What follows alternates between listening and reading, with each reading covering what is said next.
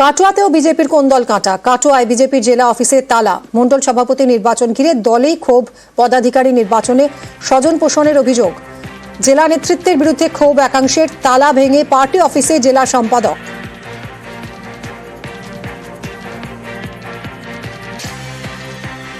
তালা দেওয়ার কারণ হচ্ছে বিগত 24 সালের যে লোকসভা ভোট, এই লোকসভার ভোটে অর্থনৈতিক কেলেঙ্কারি এই গোপাল চ্যাটার্জি 30 লক্ষ টাকার ঘাবলা করেছে এবং ওই প্রতিবাদ জানানোর জন্য যারা প্রতিবাদ জানিয়েছে তাদের প্রত্যেকটা লোককেই সাসপেন্ড নচে শোকজ এই জন্য কাজ করেছে।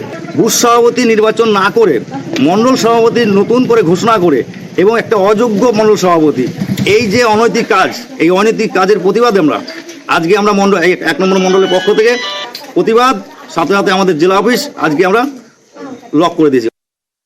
রাতের অন্ধকারে করা হয়েছে সেরকম কোনো ব্যাপার না। আমাদের রাজ্য থেকে এবং কেন্দ্র থেকেই ঘোষিত হয়েছে যে মণ্ডল সভাপতি 45 বছরের নিচে করতে হবে। তো সেই জায়গায় দাঁড়িয়ে আমাদের এই কাটোয়া 1 নম্বর মণ্ডলে যারা অ্যাক্টিভ মেম্বার হয়েছিল তাদেরকেই ডাকা হয়েছে, তারাই ভোট দিয়েছে, নমিনেশন করা হয়েছে, তার মাধ্যমেই মণ্ডল সভাপতি নির্বাচিত হয়েছে। যে আজকে এসছিল বা যার নেতৃত্বে আপনি বলছেন, সে অনেকদিন আগেই শোকজ করা হয়েছে দল থেকে।